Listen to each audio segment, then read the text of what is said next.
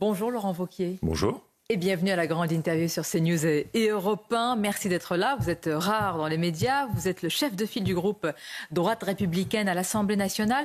Avant d'entrer, Laurent Wauquiez, dans le détail de cette déclaration de politique générale, c'est toujours un exercice particulier. Il y a la forme, il y a l'emphase, il y a les mots choisis. Comment vous avez jugé cet exercice de la part de François Bayrou ?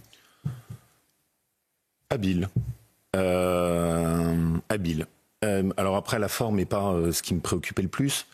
Mais j'ai trouvé par exemple que le début, où il y avait un peu d'autodérision de sa part, quand il se regardait et qu'il observait la situation et qu'il se disait la durée de vie, il y a 16% des Français qui pensent que je vais durer plus d'1 an, et qu'il avait quand même cette autodérision de se dire ils sont très optimistes.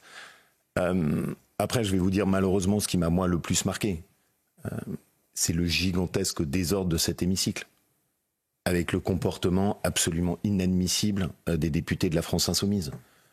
Qui hurlent, qui vocifèrent, qui interrompent. Alors, à l'écran, les téléspectateurs ne le voient pas parce qu'il n'y a pas le son. Mais la réalité, c'est qu'il y a une cacophonie qui est une honte.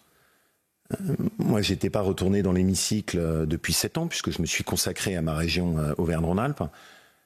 Et on retrouve quand même une représentation nationale qui est dans un état préoccupant. Tout est de la faute de la France insoumise. Je voudrais vous faire réagir à une phrase, par exemple, d'un ministre, François Rebsamen, qui a dit qu'il respectait tout le monde, sauf le RN. Est-ce que vous diriez que vous respectez tout le monde, sauf LFI et la France insoumise ?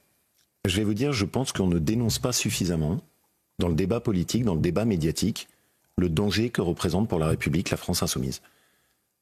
On a quand même affaire, je l'ai dit, dans l'hémicycle, ce sont les seuls à avoir ce comportement à ce point-là. On a affaire à un parti qui propose d'enlever l'apologie du terrorisme. On a affaire à une formation politique qui tient des propos ouvertement antisémites. On a affaire à des gens qui ont choisi de rompre avec la laïcité. Et je trouve qu'il y a une espèce de complaisance. C'est-à-dire que faire, mis à part dénoncer comme vous le faites ce matin sur nos antennes? D'abord le dire clairement. Hier, je les ai repris plusieurs fois. Et je trouve que voilà, il y a une espèce de tendance, mais qui est tellement caractéristique de ce qu'est la politique française, où en gros, quand ça vient du camp de la gauche, tout est pardonnable. Ben non. Je le dis clairement, je l'ai répété plusieurs fois dans mes interventions à la tribune de l'hémicycle. Monsieur Mélenchon est un danger pour la République. Mais il fait partie de l'arc républicain, du champ républicain, de l'espace républicain aujourd'hui ? Je viens de vous dire que je considérais précisément que pour moi... Un danger donc, non. Je considère que cette gauche-là, la façon dont cette gauche a évolué, en trahissant les valeurs de la laïcité, en étant quand même en rupture par rapport à ce à quoi on est attaché, qui sont quand même les principes fondateurs. Quand on évoque aujourd'hui dans l'hémicycle les problématiques d'antisémitisme ou de laïcité, les députés de la France insoumise n'applaudissent pas.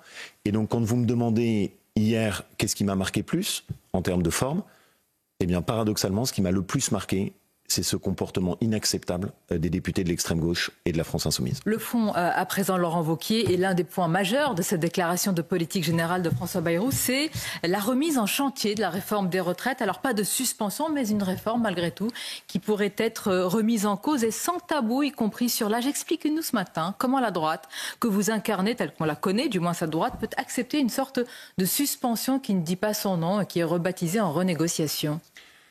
D'abord, précisément, ce que je ne voulais pas accepter, c'était une suspension. Et on a beaucoup pesé, vous le savez, au cours des derniers jours pour que ça n'ait pas lieu. J'étais inquiet. Parce que je voyais bien au cours des derniers jours la tentation, au fond, pour aller acheter les voix de quelques dizaines de députés socialistes, de prendre en otage le budget. Que dans cette période, il faille faire des compromis. Oui, c'est indispensable si on veut donner un peu de stabilité. Qu'on essaye d'avoir des discussions, y compris avec des gens dont je ne partage pas les idées. Malheureusement, la période actuelle y oblige. Mais il y a des limites. Il n'y a pas pour que la France fasse banqueroute. Vous étiez inquiet ce matin, vous êtes rassuré ? Oui, je vais vous expliquer pourquoi. Parce que ce qui était inacceptable, c'est quoi ? C'était de dire on arrête la réforme. Ça, c'est catastrophique.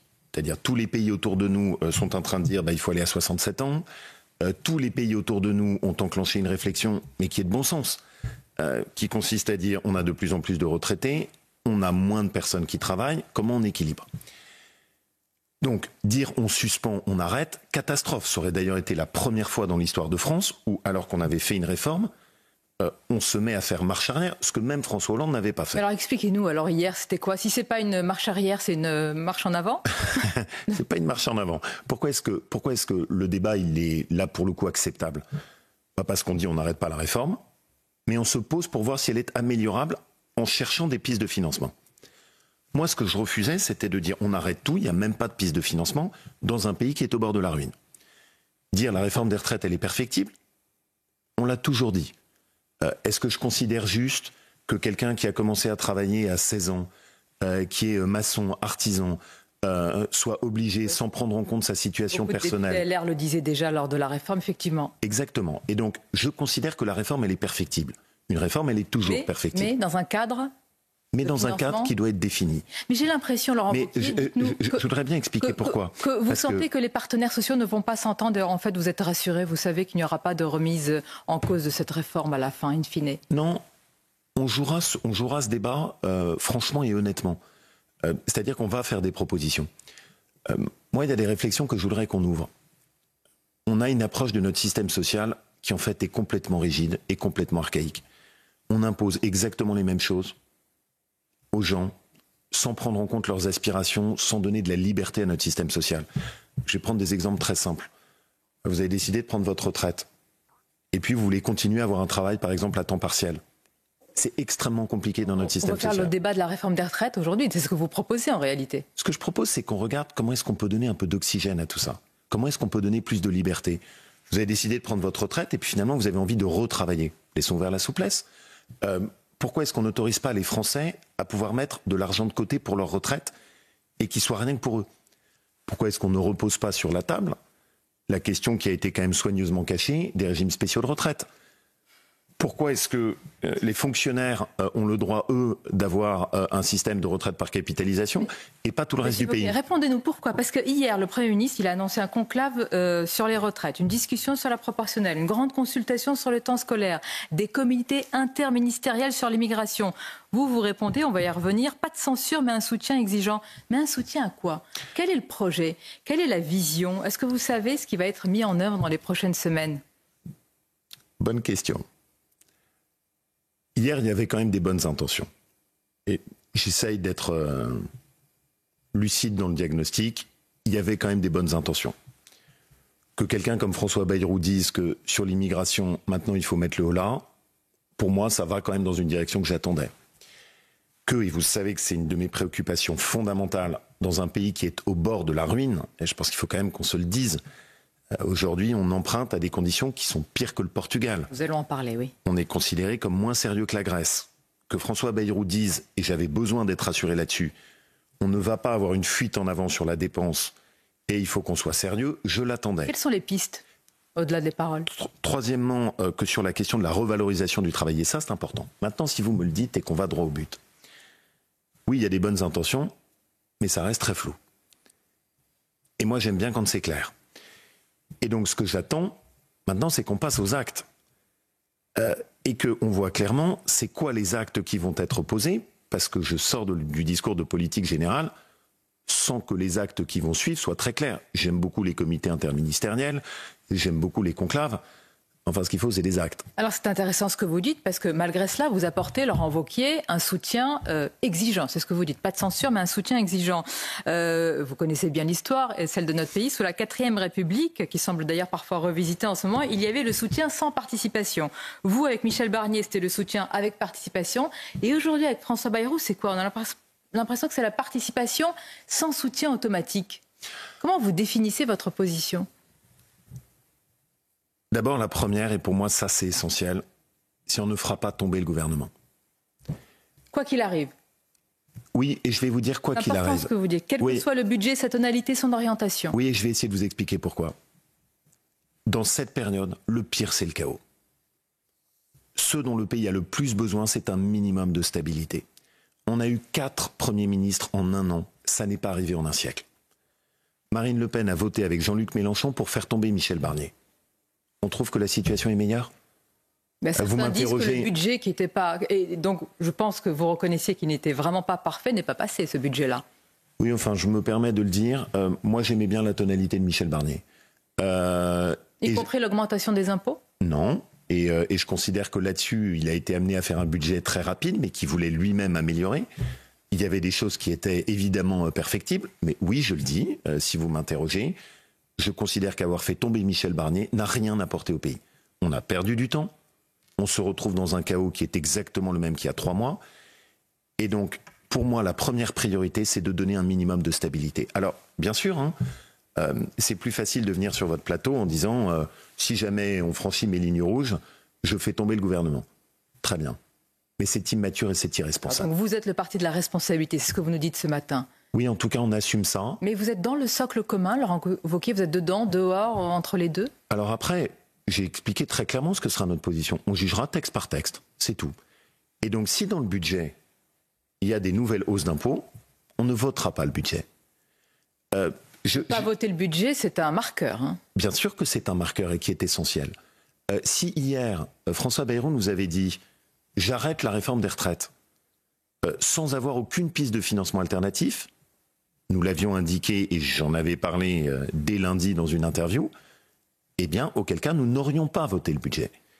Et donc, de la même manière, on va être très attentif sur 2 sujets qui sont clés pour nous. Le premier, c'est le régalien.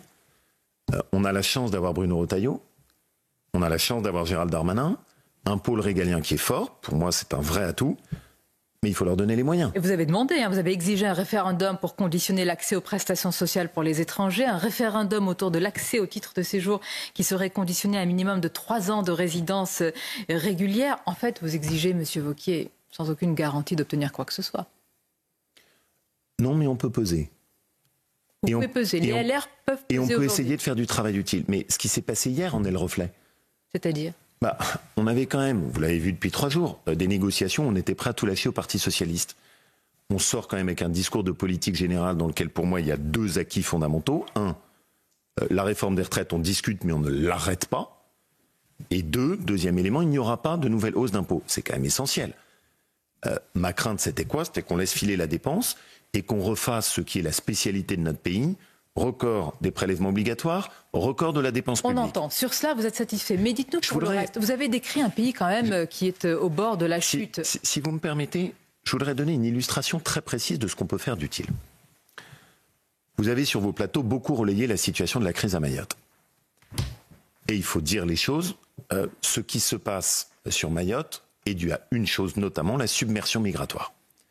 Tant qu'on continuera à avoir chaque jour des migrants qui arrivent de façon irrégulière sur le territoire, en espérant pouvoir ensuite donner à leurs enfants qui naîtraient sur le territoire français le droit du sol, nous ne redresserons pas Mayotte. À ce stade, le Premier ministre a expliqué dans son discours de politique générale qu'il considérait que ce débat devait être posé. Des bonnes intentions. Sauf que les actes n'y sont pas. Puisque dans la loi d'urgence qui est prévue sur Mayotte, cette question du droit du sol a été soigneusement écartée. Bien. Que va faire la droite ? Nous avons une niche parlementaire, c'est-à-dire un jour où la droite républicaine va poser elle-même ses textes sur la table.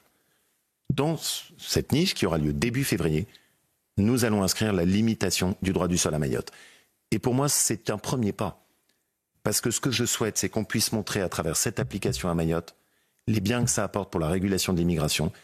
Et à mon sens, évidemment, ça a vocation ensuite à être étendu sur l'ensemble du territoire français. Vous comptez évidemment peser sur le sort de ce gouvernement. Il y a aussi plus largement l'avenir de la droite. Laurent Wauquiez, est-ce que vous vous considérez toujours comme le candidat naturel de votre formation politique ? J'ai jamais utilisé cette formule. Pourquoi ? D'autres l'ont utilisé pour vous. J'ai pas l'intention de rester les bras croisés. Je vais évidemment mettre toute mon énergie à ce que la droite puisse à nouveau faire entendre sa voix. Parce qu'on est dans cette situation invraisemblable où le pays n'a jamais été autant à droite et où la droite n'a jamais été aussi faible. Et donc je veux rebâtir une nouvelle droite qui tire les leçons de ses erreurs, qui soit claire sur 2 priorités. C'est très simple. Restaurer l'ordre, sanctionner les délinquants, récompenser le travail. Pour moi, c'est les 2 priorités. J'entends bien. Est-ce que vous êtes le seul candidat naturel ? C'était ma question. Est-ce que M. Lisnard, est-ce que M. Retailleau sont autant de candidats naturels pour votre formation politique que vous ? Il y a beaucoup de talent. Il y a une chose à éviter, c'est la guerre des chefs. Et il y a le premier travail que je me suis fixé pour être le candidat naturel que vous évoquez, c'est d'abord de créer une équipe. Vous avez repris l'expression. Et c'est ce que j'essaye de faire. Si je veux être le candidat naturel, il faut qu'on puisse recréer cet esprit d'équipe collectif. Travailler avec Bruno Retailleau, travailler avec David Lisnard, faire émerger les nouveaux talents auxquels vous donnez la parole ici. Othman Nasrou, Florence Portelli, Agnès Evren, c'est des gens que je veux aussi faire monter. Pour être ce chef naturel, Monsieur Wauquiez, est-ce qu'il vaut mieux être à l'intérieur d'un gouvernement, même s'il est quand même de tonalité macroniste, et agir à l'intérieur, ou est-ce qu'il faut être à l'extérieur? On sait que vous avez refusé le poste de Bercy sous Michel Barnier. Est-ce que vous le regrettez aujourd'hui? Non, parce que le choix que j'ai fait, c'est de garder ma liberté et d'être utile. Si c'est être dans un gouvernement pour faire l'inverse de vos convictions, je n'ai pas l'obsession des Marocains ministériels. J'ai géré ma région, je n'ai pas augmenté le poids de la dette pendant 7 ans, je n'ai augmenté aucun impôt, j'ai baissé la dépense. Se retrouver dans un gouvernement où on vous explique, parce que dans un gouvernement il y a une discipline, que le programme c'est les augmentations d'impôts, je préfère garder ma liberté et peser de l'extérieur. Mais le choix de fond que je fais, Madame Mabrouk, c'est qu'on ne redressera pas le pays avec malheureusement la période actuelle. Voilà, on peut le prendre dans tous les sens, mais avec la majorité de l'Assemblée nationale, il faut éviter de faire des dégâts, il faut faire du travail utile sur les quelques compartiments où ça peut avancer, mais la vraie reconstruction du pays, tout le monde l'a comprise, elle ne sortira pas de cet hémicycle-là. Et donc le devoir de la droite, c'est de mettre sur la table une nouvelle offre politique, qui elle soit radicale, qui assume enfin de traiter de fond en comble. Radical, hein. Oui, bien sûr. Parce qu'une des leçons pour moi de ce qui vient de se passer, c'est que toute réforme à la marge ne change pas le pays. Et donc on va avoir besoin de cette radicalité. On va avoir besoin de quelque chose qui aille vraiment au fond sur l'immigration, sur la sécurité, sur un système social, vous connaissez mon obsession dessus, qui a viré à l'assistanat, dans lequel en France, c'est pas travailler plus pour gagner plus, c'est travailler plus pour payer plus. Et donc c'est cette bataille qui m'intéresse d'ouvrir. C'est ça ce que je veux faire. De cette bataille. Et elle doit être menée de façon collective. Parce Avec que un seul homme ou femme. Parce que s'il y a plusieurs candidats, on est mort. Et donc il faut qu'il y ait cet esprit d'équipe. Merci Laurent Wauquiez. C'était votre grand entretien sur CNews Europe 1. Je vous dis à bientôt. Merci. Avec